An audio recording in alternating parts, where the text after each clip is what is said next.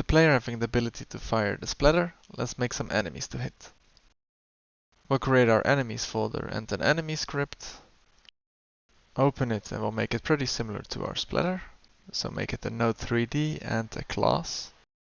Give it a var for the mesh instance. And in the ready function we'll make it another sphere. Just because we already have the functions for that and we can change the appearance later. I'll categorize the enemies as being part of the planet, so let's spawn them in from the planet script. We'll make our add enemy function, and let's actually give the node a name here instead of in the enemy script. And supply the add enemy with the position to give to the enemy. To keep a reference to the enemies, we'll make an array and append the enemy before adding it as a child. To randomly add some enemies, let's create a spawn enemies function and create some random polar coordinates. We'll put the radius a bit higher than the highest hills, so they won't spawn inside of the planet. And we need to transform our coordinates to Cartesian again, and we already have a function for that in the background script. It's more of a general function, so let's create a general script and put this function here as a static function. Make it a class, and then we can fix our background script and call the function from the planet script. With this position, we can add an enemy. Let's call the function from init, and when we play the game, we immediately see some floating enemies. When we fire a splatter and it collides with an enemy, nothing happens. So let's make something happen.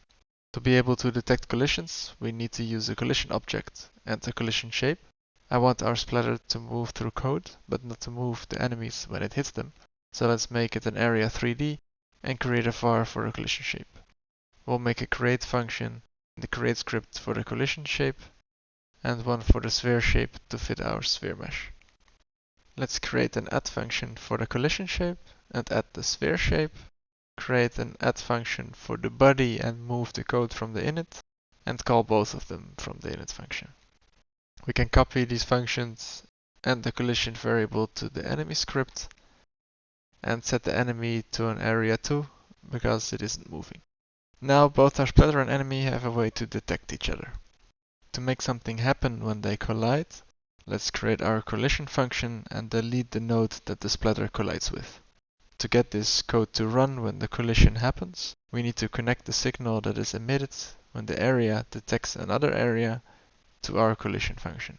Now when we play our game, the enemy gets deleted whenever it gets hit by a splatter.